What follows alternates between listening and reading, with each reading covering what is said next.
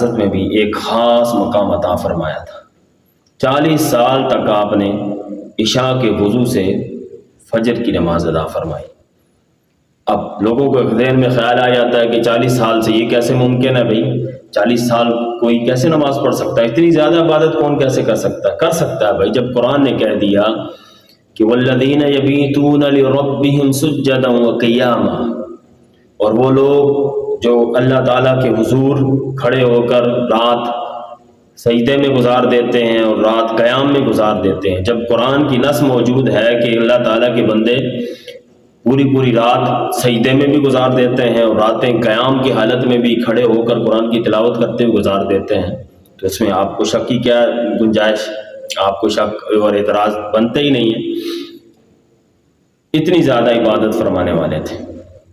ایک دفعہ آپ کو ایک بادل کے ٹکڑے سے آواز آئی،